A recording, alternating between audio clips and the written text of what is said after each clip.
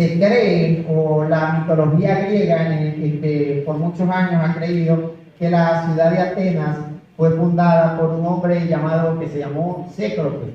Se cree que es mitología, no es historia, porque este hombre supuestamente tenía cuerpo, de la cintura hacia arriba era cuerpo de hombre y de la cintura hacia abajo era serpiente. Y la mitología griega tenía a estas personas como semidioses o hijos de los dioses.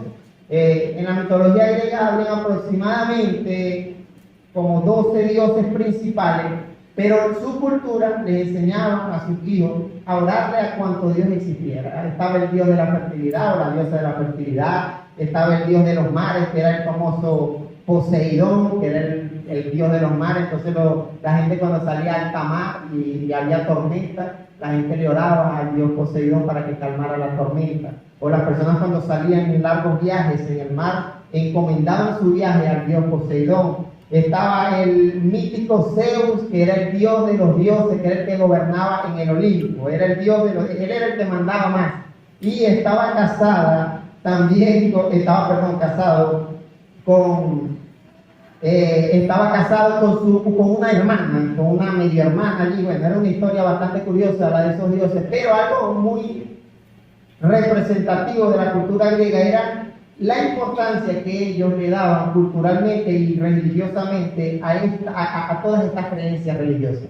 Le enseñaban a sus hijos el nombre de cada dios, la forma en la que podían honrarlos. Había Afrodita, era la diosa como del sexo, la diosa del amor, de las pasiones. Y habían templos dedicados a la diosa Afrodita, donde los hombres y las mujeres iban a tener relaciones sexuales como un sacrificio a la diosa del amor. Y también estaba una diosa que era la diosa como de la familia, y se creía que ella era la que castigaba las infidelidades conyugales dentro de los matrimonios.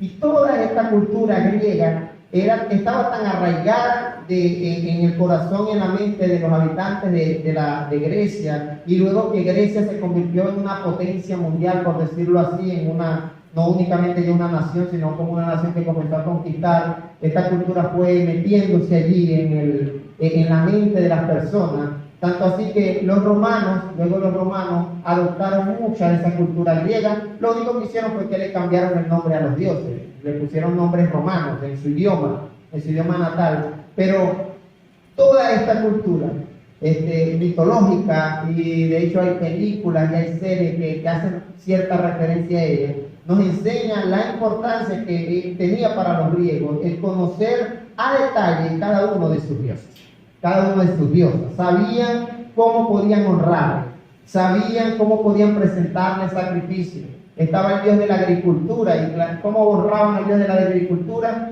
Bueno, los que trabajaban la tierra, los que labraban la tierra, llevaban de sus mejores frutos. Ya te dije que Afrodita, que era la diosa como del amor, del sexo, a ellos le llevaban sacrificios sexuales, porque era su forma de ellos honrar a aquellas personas, a honrar a aquellos dioses, semidioses, en los cuales ellos creían. En el libro de Hechos, capítulo 17, vamos a leer una historia, y te doy esta introducción porque llega el apóstol Pablo predicando el evangelio a una ciudad que se encontraba en Grecia. No sé si recuerdas o si conoces que en el libro de Daniel, Nabucodonosor tuvo un sueño en el cual Dios le anuncia a este rey que su imperio iba a caer, el imperio babilónico iba a caer. Y posteriormente, capítulos más adelante, se nota cómo comienza a gobernar el imperio medo-persa por medio de Darío, que era como el emperador, el rey. Luego del imperio medo-persa, también la Biblia allí, por medio de ese sueño, narra que va a venir el imperio griego. Toda esta mitología, todas estas creencias religiosas que te acabo de compartir así a grandes rasgos, comienza a gobernar gran parte del mundo antiguo, de las naciones antiguas, y finalmente viene el imperio romano y conquista a Grecia, derrota a Grecia, pero sigue existiendo dentro del pueblo romano toda esta creencia religiosa de estos dioses Zeus, Afrodita, Ares, una cantidad de dioses y diosas en los cuales ellos creían. Atenas, en Hechos 17, versículo 16, dice la palabra que Pablo los esperaba en Atenas. Ocurrieron unos acontecimientos y Pablo se traslada a la ciudad de Atenas a esperar a sus hermanos en Cristo allí.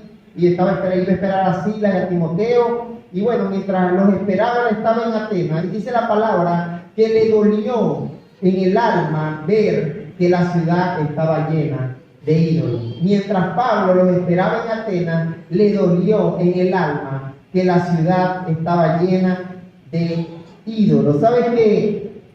Aunque Atenas pertenecía a Grecia, en ese momento estaba bajo el dominio de los romanos, pero Atenas se había convertido en una ciudad muy representativa de la cultura griega, la cultura antigua, esa cultura mitológica. Y dice la palabra en el versículo 17, que así, dice Pablo, así que discutían en las sinagogas con los judíos y con los griegos, que adoraban a Dios, y a diario hablaban en las plazas con los que se encontraban por allí. Algunos filósofos epicúreos y estoicos entablaron conversación con él, con Pablo, y uno decía: ¿qué querrá decir este charlatán? Otros comentaban: parece que es predicador de dioses extranjeros, porque para estas personas todo tenía una lógica, y la lógica era que había un Dios detrás de todo aquello. Parece que es predicador de dioses extranjeros, decían esto porque Pablo les anunciaba las buenas nuevas de Jesús y de la resurrección.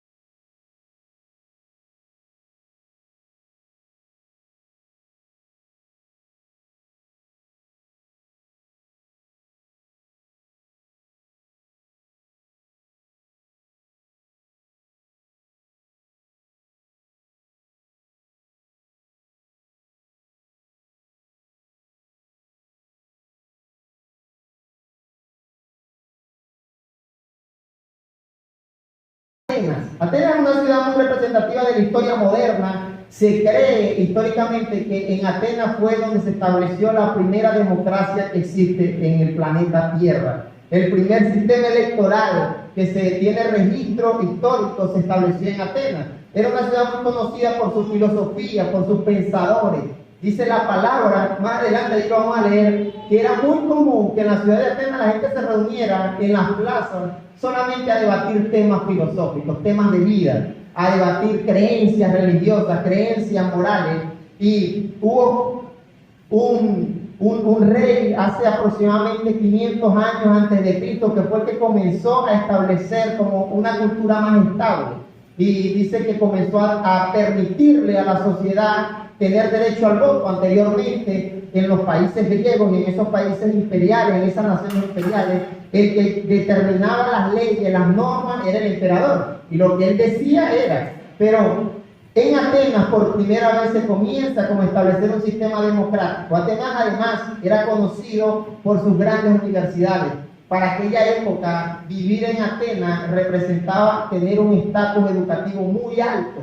En Atenas se encontraban las mejores universidades del mundo oriental, tanto así que personas de otras naciones viajaban y vivían en Atenas solamente para estudiar allí. De allí Sócrates, todos estos pensadores muy conocidos y famosos, que fueron estableciendo las bases de lo que es la sociedad hoy en día.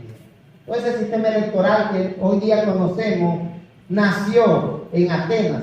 Y cuando Pablo llega a aquella ciudad, se está encontrando con una ciudad muy culta.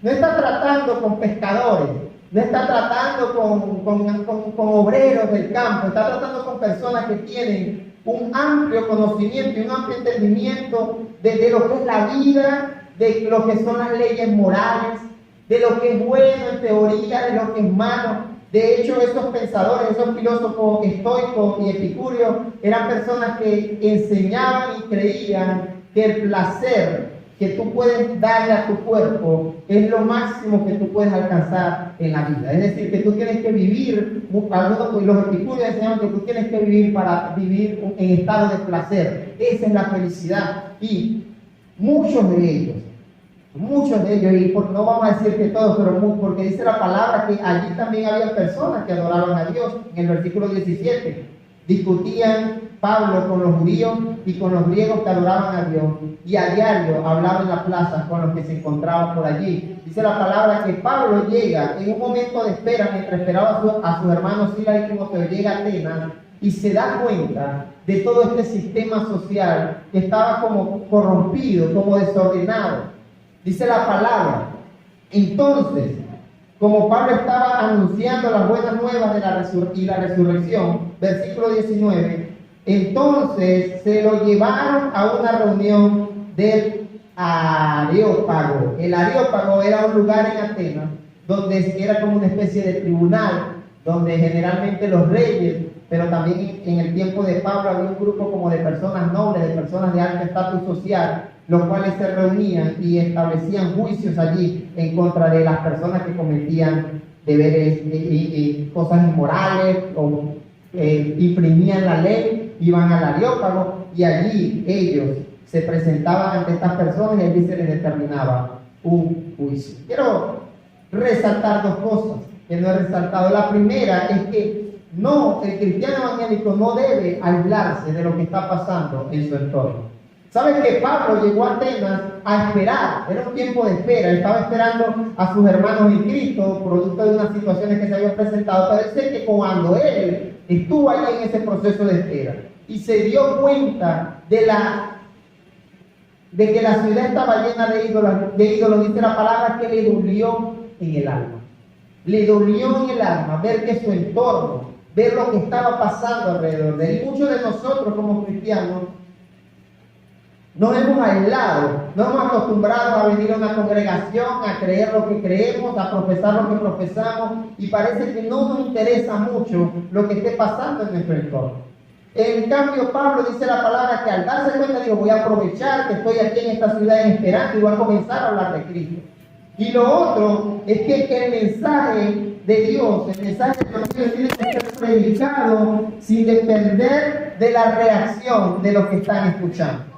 Muchos de nosotros hemos dejado de predicar, de hablar de Cristo, porque sentimos que la gente no cree en eso.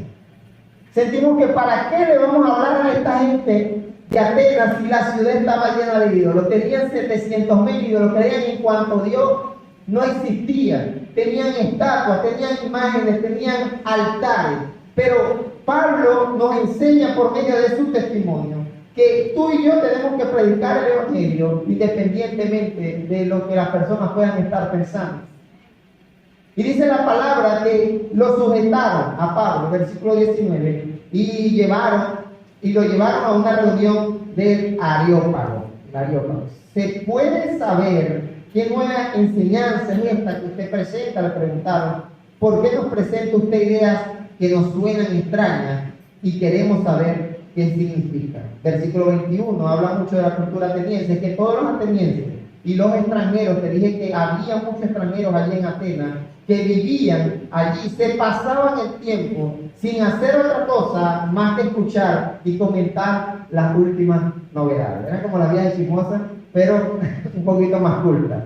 Dice la palabra, y la historia, la palabra dice que era muy cultural compartir ideas, pensar, filosofía, religión, dioses, historia, mejorar la sociedad. Y históricamente Atenas sentó las bases no solamente de lo que es la sociedad ahorita, sino que también sentó las bases de lo que es la matemática, la arqueología. O sea, ellos eran muy inteligentes, era una ciudad muy académica, con grandes profesores, pensadores, universidades muy importantes. Y en teoría todos los que habitaban en esa ciudad se interesaban por el conocimiento y el aprendizaje. Y cuando Pablo les trae algo diferente, algo nuevo, que es el mensaje de salvación que transforma vidas, que genera cambios, estas personas parece que generan un interés, pero lo llevan al Areópago como una especie de juicio. Queridos amigos, hermanos que están en este lugar, si Dios no está en la fórmula, de nada sirve tanto conocimiento y tanto aprendizaje. Si Dios no está en el asunto, si Dios no está en tu proceso de aprendizaje, de nada sirve tanto conocimiento. La ciudad de Atenas era muy respetada por el Imperio Romano, aunque Atenas estaba bajo el dominio de los romanos. Era una ciudad muy respetada porque allí, nuevamente te digo, había mucho conocimiento, estaban las mejores bibliotecas del mundo antiguo. Muchos de esos libros fueron quemados posteriormente, producto de la guerra, y se cree que la ciencia y la tecnología se retrasó aproximadamente unos 1500 años, producto de que se quemaron muchos libros que habían allá en la ciudad de Atenas y en la antigua Grecia. Mucho conocimiento científico del futuro tecnológico, mecánico, estaba plasmado allí. Pero tanto conocimiento no servía de nada si no estaba Dios en la fórmula. Dice la palabra, esta es la confianza, 2 de Corintios 3, que delante de Dios tenemos por medio de Cristo. No es que nos consideremos competentes en nosotros mismos. Nuestra capacidad viene de Dios. Dice la palabra, Dios nos ha capacitado para ser servidores de un nuevo pacto. No el de la letra, sino el del Espíritu, porque la letra mata, pero el Espíritu da vida, el Espíritu vivifica. Si Dios no está en la fórmula, de nada sirve el conocimiento. Es el Espíritu Santo el que trae vida. Es el Espíritu Santo el que trae un conocimiento preciso de cómo deben ser las leyes morales aquí en la tierra, de cómo debemos dirigirnos económicamente en nuestras vidas, de cómo debemos dirigir nuestros hogares, cómo debemos movernos en nuestros espacios laborales. Todo lo que nosotros necesitamos, todo el conocimiento que necesitamos para ser considerados servidores de Dios, servidores del nuevo pacto, no lo da la letra. No lo da una universidad, lo da el Espíritu Santo que entra a tu vida cuando has creído en Cristo Jesús. Y esto era lo que los atenienses no entendían. Había mucho conocimiento, pero no estaba obrando el Espíritu Santo. No te quiero decir con esto que no es importante la preparación. Lo que te estoy diciendo es que si te preparas y Dios no está en la fórmula, si estás estudiando, te estás capacitando, estás aprendiendo algo nuevo, estás emprendiendo negocio, estás buscando nuevas ideas de emprendimiento, de negocio. Si Dios no te da la fórmula, ningún conocimiento va a servir para algo. Dice la palabra que Pablo se puso en medio del Areópago. Te dije que el Areópago era como una especie de coliseo, un lugar donde se hacían juicios, y tomó la palabra y les dijo: ciudadanos atenienses, observo que ustedes son sumamente religiosos en todo lo que hacéis. Literalmente, esta gente, antes de tener relaciones sexuales, le oraban a la diosa de la fertilidad para que salieran embarazadas. Literalmente, esta gente era tan religiosa que se iban a sembrar.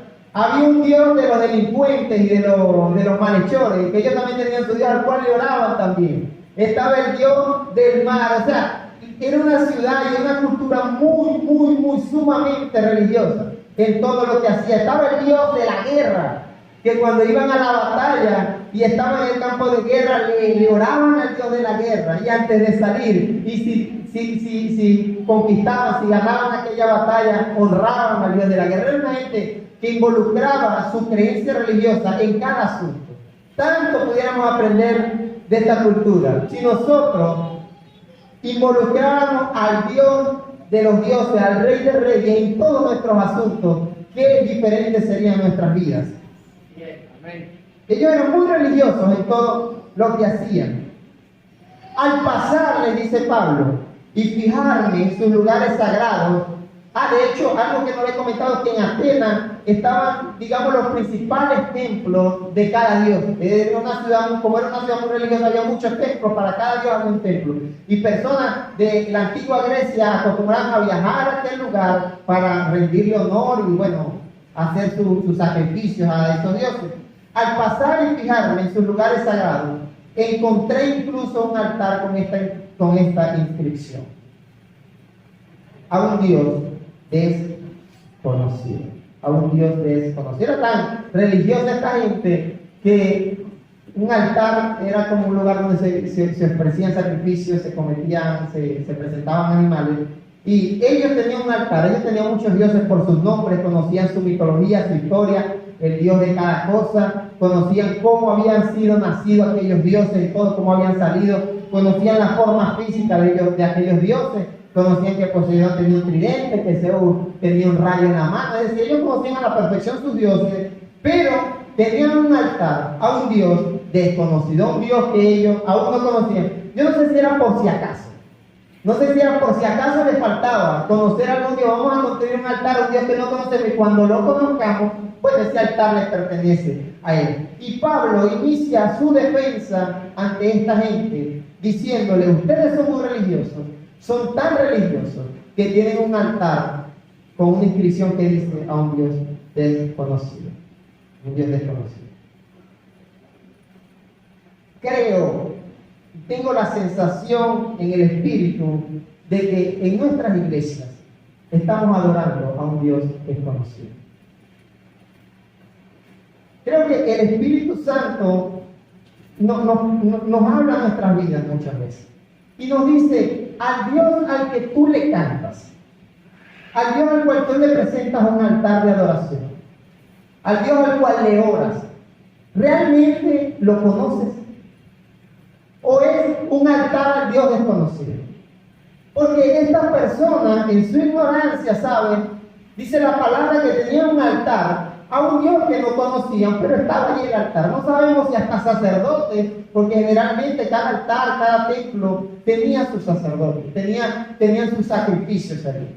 Y creo que nuestra iglesia cristiana evangélica están llenas de personas que adoran, le cantan a un Dios que aún no han conocido, a un Dios desconocido. Dice la palabra del Señor. De hecho, Pablo le sigue diciendo: eso que ustedes adoran, es decir, que la gente adoraba a un Dios que no conocían, eso que ustedes adoran como algo desconocido, Pablo en ese momento viene a presentárselo. Eso es lo que yo les estoy anunciando. Iglesia joven que estás en este lugar, muchas veces nosotros le presentamos una alabanza al Señor a un Dios que aún no hemos conocido. Muchas veces le oramos a Dios, no sé si has sentido la sensación cuando has orado, si oras, y si no oras, cuando lo hagas, creo que vas a sentir muchas veces que no estás hablando con nadie.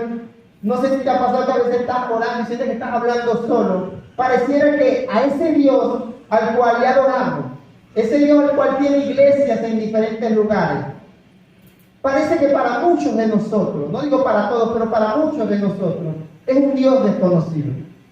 Quizás no hemos conocido verdaderamente quién es ese Dios al cual nosotros adoramos. Y te voy a decir por qué creo eso. Porque creo que en nuestras iglesias adoramos a un Dios que aún muchos de nosotros quizás no conocemos. Primera de Juan 2:3 dice: sabemos que hemos llegado a conocer a Dios si obedecemos sus mandamientos. El que afirma, conozco a Dios, pero no obedece sus mandamientos, no conoce a Dios. Es mentiroso y la verdad no está en él. Y cuando vamos a la historia en Hechos 17 y vemos esta cultura griega, esta ateniense, que eran religiosos por cultura, por historia eran religiosos, adoraban a este Dios desconocido. No únicamente él, adoraban a muchos dioses, pero en este caso adoraban a un Dios que no conocían. Qué triste es pensar que dentro de nuestra iglesia, porque claro, en Atenas eran religiosos, era su cultura. Desde niños se les enseñaba esto. Pero qué triste es que dentro de nuestra iglesia hay gente que no conoce a Dios. Que le ora a un Dios desconocido. A un Dios al cual no obedecemos muchas veces. Porque la palabra dice, si yo adoro y conozco a Dios, obedezco sus mandamientos. Allí es que se manifiesta, no en la alabanza, no en presentar un altar al Señor, porque estos atenienses tenían un altar para un Dios desconocido. Pero la palabra dice, cuando tú dices que conoces a Dios y no obedeces su mandamiento, no conoces a Dios. No conozco a Dios, porque la forma en la que se revela que tú conoces a Dios es obedeciendo sus mandamientos. Y dice la palabra, el que no obedece es mentiroso y la verdad no está en él. Ahora voy, ¿cuántos de nosotros muchas veces hemos vivido una vida de desobediencia a los mandamientos del Señor? Entonces venimos muchas veces a la casa de Dios y le cantamos y oramos y aplaudimos y nos gozamos y adoramos y le presentamos una ofrenda al Señor, a un Dios que aún no hemos conocido, porque el que conoce a Dios obedece sus mandamientos. Yo no te voy a decir en qué área quizás tú estás desobedeciendo al Señor, pero si hay algo en lo que tú estés desobedeciendo los mandatos del Señor, es necesario que el Espíritu Santo nos quebrante y nos diga, es necesario que conozcas a Dios. Porque si has llegado a conocer a Dios, no debemos desobedecer los mandamientos del Señor. Dice la palabra que el tal es mentiroso y la verdad no está. Entonces el día de hoy quiero compartir 5 aspectos de un sermón que es conocido como el sermón del Areópago, el sermón o un mensaje que Pablo transmite a los atenienses para darles a conocer a ese Dios que ellos no conocían. Y no quiero que te sientas ofendido el día de hoy, pero el Espíritu Santo nos está diciendo, hay cosas en nuestras vidas en las cuales estamos desobedeciendo a Dios. No sé cuáles serán las tuyas, pero eso está revelando que yo no conozco a Dios. Eso revela que quizás es necesario que le conozca más a fondo. Así como los atenienses muchas veces adoramos a un Dios que no hemos conocido, y Pablo al presentar defensa le da esta introducción y les dice, a ese Dios que muchos de nosotros desconocemos, a ese Dios que muchos de nosotros desobedecemos, a ese Dios, Pablo dice, ese es el que yo les voy a hablar el día de hoy. Y el día de hoy quiero que leamos desde el versículo 24 en adelante. Y vamos a extraer de ese mensaje de Pablo 5 cosas que tú y yo debemos conocer de Dios, que muchas veces o no conocemos o ignoramos, pero si las ignoramos es desobediencia, y desobediencia a los mandatos del Señor es no conocer a Dios. Primera de Juan 2:3. Sabemos que hemos llegado a conocer a Dios si obedecemos sus mandamientos. Yo creo que digas, estoy listo. Pablo dice, versículo 24, El Dios que hizo el mundo y todo lo que hay en él es Señor del cielo y de la tierra. No vive Dios en templos construidos por hombres, ni se deja servir por manos humanas, como si necesitara de algo. Por el contrario, Dios, Él, es quien da a todos la vida, el aliento y todas las cosas.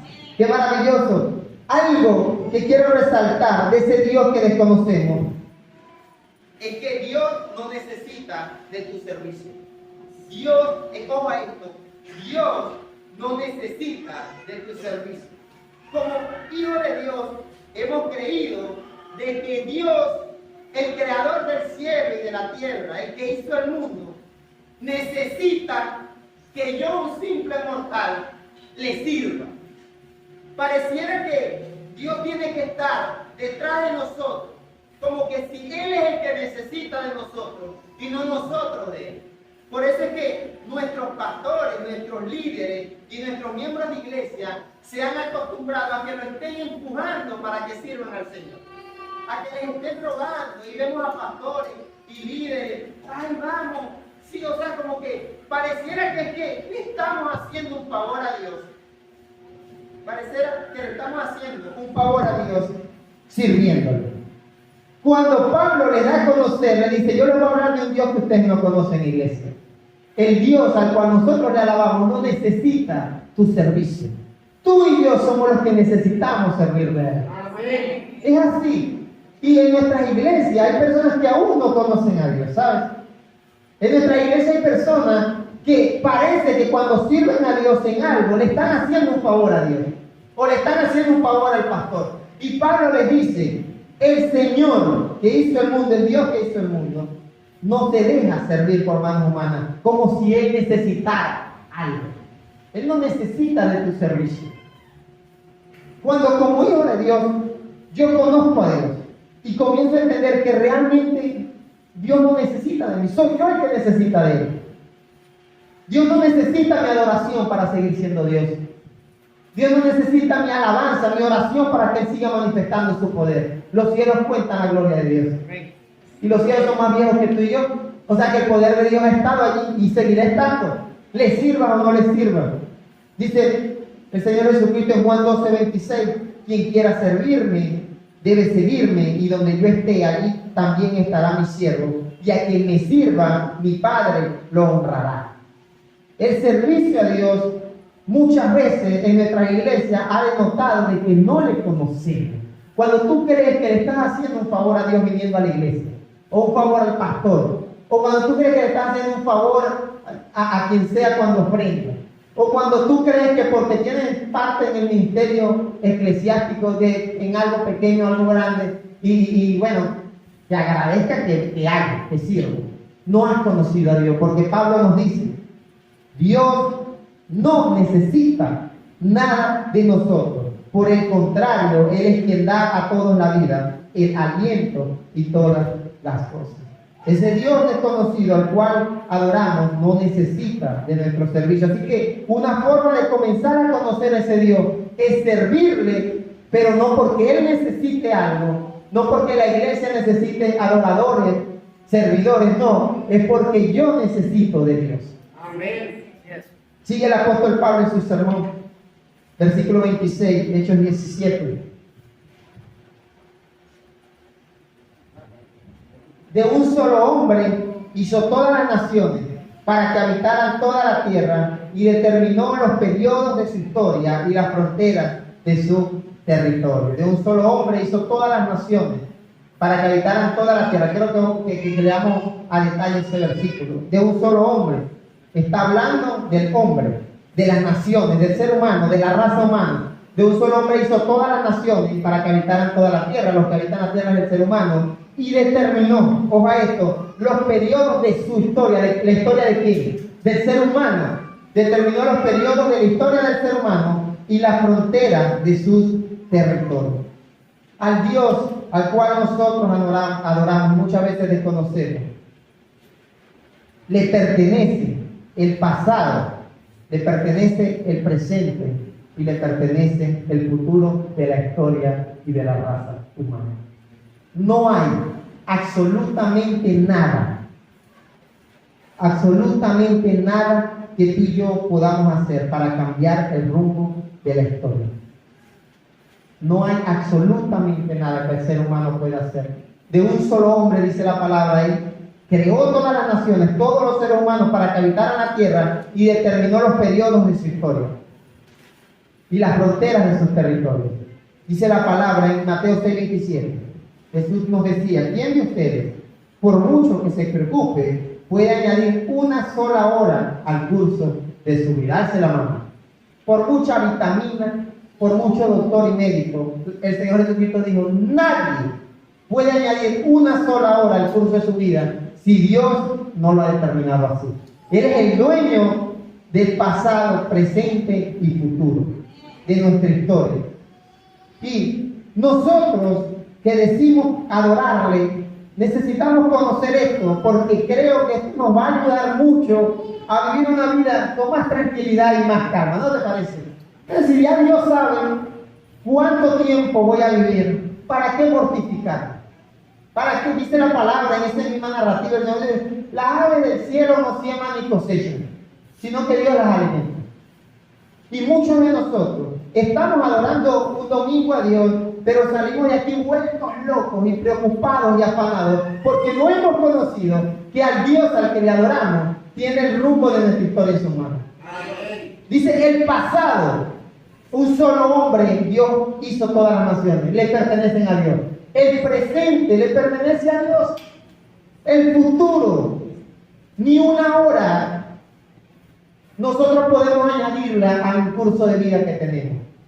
Ese Dios que para los atenienses era desconocido, sigue siendo desconocido muchas veces para nosotros. Cuando nos afanamos, nos preocupamos, no le damos a Dios el lugar que Él se merece por estar tratando de añadir una hora más al curso de nuestras vidas. ¿Cuántos de nosotros muchas veces no dejamos de honrar a Dios, de congregarnos, de hacer algo para Dios, para servirle, por tratar de añadir una hora al curso de nuestra vida, por tratar de añadir unos pesos a nuestras finanzas, por tratar de añadir algo que el Señor está diciendo? De Él es todo. Todo le pertenece, el presente, pasado y futuro. Presente, pasado, presente y futuro, en orden así cronológico. Versículo 27. Esto lo hizo Dios para que todos lo busquen y aunque sea a tientas, lo encuentren. En verdad, dice el apóstol, Él no está lejos de ninguno de nosotros, puesto que en Él vivimos, nos movemos y existimos. Como algunos de sus propios poetas han dicho, de Él somos descendientes. Recuerda que Pablo le está hablando a una gente filosófica, a unos poetas, a unos escritores. Yo creo que el día de hoy hay muchos poetas dentro de nuestra iglesia, así pensadores, que ponen unas cosas espectaculares en las redes sociales. Y esta sociedad está llena de poetas de Dios. Poetas, dentro de las redes sociales usted ve poetas y pensadores diciendo cosas trifásicas de Dios. Solo Dios puede juzgarme. Mi futuro te pertenece. Eso es poesía. Pero realmente conocemos al Dios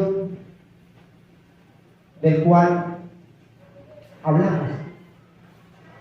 Dice el apóstol Pablo: en Él vivimos, en Él nos movemos y en Él existimos. Y esta gente que desconocía a Dios, te estoy hablando de una cultura religiosa, no era una cultura cristiana. El día de hoy no estamos hablando a gente de fe, a gente que tiene conocimiento de Dios. Estamos hablando de una cultura sumamente religiosa, idólatra. Ellos, sus poetas decían y entendían que había un Dios desconocido para ellos, pero había un Dios del cual descendíamos todos nosotros. Ellos entendían eso. Y muchos de nosotros nos lanzamos de poetas en los asuntos de Dios y hablamos de Dios como si le conociéramos, como que si fuéramos atenienses. Decimos cosas de Dios: Dios tiene el control. ¿Cuál control si estás haciendo con tu vida lo que te da la gana? Que se haga la voluntad de Dios. Y tal poesía. Involucramos a Dios, a un Dios que desconocemos. Dice la palabra, Salmo 145, el Señor está cerca de quienes lo invocan en verdad. Porque hay gente que no lo invoca de verdad. Ejemplo, los atenienses tenían un altar a un Dios que no conocían. Y creo que muchos de nosotros adoramos a un Dios que desconocemos, pero el Señor nos dice a través de su palabra, Dios está cerca de quienes lo buscan. Y es algo que tú y yo debemos conocer de Dios. Cuando le buscamos de verdad, cuando quieres conocerlo, quiero conocerlo de verdad, Dios está cerca. Dice la palabra, Pablo le decía a los atenienses, Hechos 17:27, esto lo hizo Dios para que todos lo busquen, y aunque sea a tientas, querido amigo, hermano, si en tu corazón, en mi corazón nos disponemos a buscar a Dios, así sea tropezones, a tientas, lo vamos a encontrar. Pero Dios quiere que le encuentres, que le busques, no que adores a un Dios desconocido. No que sigas teniendo un altar a un Dios que aún no has conocido. Dice la palabra, en Él vivimos, nos movemos y existimos. Basta ya, querido hermano, adorar a un Dios que no hemos conocido. Vamos a comenzar a conocerle, vamos a comenzar a buscarle. Dice la palabra, el Señor está cerca de quienes lo invocan, de verdad, sigue el apóstol Pablo. Por tanto, siendo descendientes de Dios, porque los atenienses entendían que había un ser supremo, a pesar de que tenían 700, muchos dioses, muchas creencias, y muchos ellos creían en semidioses, que los semidioses eran mitad humanidad, mitad dioses, y creían en cíclopes y en animales mitológicos. Una cultura, pero ellos en su ignorancia tenían noción de que alguien tenía que haber un ser supremo más superior que toda esta parranda de cosas que nosotros creemos. Por tanto, ellos decían, sus poetas decían, de él, no sabían quién era él, pero de él somos descendientes. Y Pablo les dice, por tanto, siendo descendientes de Dios, a ese él al que tú le cantas, es que el día de hoy hemos venido a hablar. A ese él al cual le ofrendamos, a ese al que venimos al templo a adorar, de él somos descendientes. No debemos pensar que la divinidad sea como el oro, la plata o la piedra, escultura hecha como resultado del ingenio y de la destreza del ser humano. ¿Por qué les dice Pablo esto? Porque era una ciudad religiosa, había muchas estatuas, pero dice la palabra en el versículo 30, esto está brutal. Pues bien, Dios pasó por alto aquellos tiempos de ignorancia, pero ahora manda a todos, en todas partes, diga en todas partes. El Guayabo también en todas partes. Guayabo, Estado Zulia, Venezuela. Municipio Catatumbo, parroquia Doquer. En todas partes Dios manda a que se arrepientan. Pablo le dice, oye, atenienses, ustedes anteriormente en su ignorancia adoraban dioses, pero Dios manda en todas partes, en Atenas, en Venezuela, en todo rincón de este planeta Tierra, Dios manda a que se arrepientan. Lo cuarto que necesitamos conocer de Dios es que Dios no acepta excusas para evitar el arrepentimiento. Dice la palabra, y esta es la vida eterna, que te conozcan a ti. ¿Qué quiere Dios? Que le conozcas. ¿Qué quiere Jesús?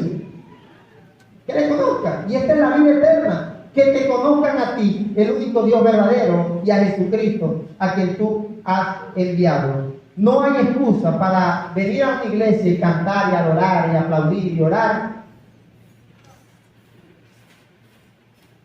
si no hay arrepentimiento en nuestros corazones, porque Dios no acepta excusas. Así que el Dios que muchas veces hemos desconocido enseña y exige arrepentimiento, verdadero arrepentimiento. Y Pablo les dice, basta ya la ignorancia. La ignorancia, el desconocimiento de Dios, el venir a una iglesia sin saber a quién estamos adorando, cantando, es tiempo del pasado.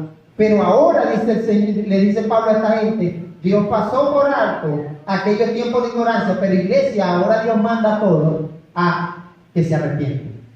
Así que creo que muchos de nosotros necesitamos arrepentirnos de ese tiempo de ignorancia, de ese tiempo de desconocimiento de Dios, cuando la palabra dice que la vida eterna es conocer a Dios. Conocerlo. No presentar un altar a un Dios desconocido, es conocerlo de verdad. Sigue el apóstol Pablo en su sermón. Él ha fijado un día en que juzgará al mundo con justicia por medio del hombre que ha designado. ¿Cuál es ese hombre? Cristo Jesús. De ello ha dado prueba a todos al levantarlo de entre los muertos. ¿Por qué sé que ese hombre es Cristo Jesús? Porque a Cristo fue el que Dios levantó de entre los muertos. Y Él, el Dios desconocido para los atenienses, desconocido para muchos de nosotros, ha fijado un día en el que juzgará al mundo con justicia por medio del sacrificio, por medio de Cristo Jesús. Así que quizás lo sabes, pero lo desconoces. Contradictorio. Dios juzgará cada acción buena o mala que cada ser humano haya cometido. Cada acción buena o mala que cada ser humano haya cometido, y lo va a hacer con justicia. Es triste ver cómo muchos de nosotros, cristianos, yo hablo de los cristianos, y si aún no eres cristiano y no has permitido que Cristo entre a tu vida, quiero decirte que cuando lo hagas te vas a dar cuenta de la lucha. Es triste ver cómo muchos de nosotros ignoramos o vivimos ignorando periódicamente con nuestras acciones que Dios va a juzgar cada acción que yo haga. Cada acción, querido hermano, amigo, cada cosita que usted haga, que usted deje de hacer, Dios va a juzgar. Y va a determinar si es bueno o si es malo. Usted puede decir, yo creo que no es malo. Pero Dios, el que en justicia, Él ha fijado un día en que juzgará al mundo con justicia, por medio de Cristo Jesús. Así que cada vez que adores a Dios, y una forma de irle conociendo es permitirnos tener conciencia de que, oye, si hago esto, si dejo de hacer esto, Dios me va a juzgar por eso. Dice la palabra en Romanos 12, porque Dios pagará a cada uno según lo que merezcan sus obras. Él dará vida eterna a los que, perseverando en las buenas obras, buscan gloria, honor e inmortalidad. Pero los que por egoísmo rechazan la verdad para aferrarse a la maldición, recibirán ira y enojo de Dios. Pero los que por egoísmo rechazan la verdad para aferrarse a la maldad, recibirán ira y enojo de Dios.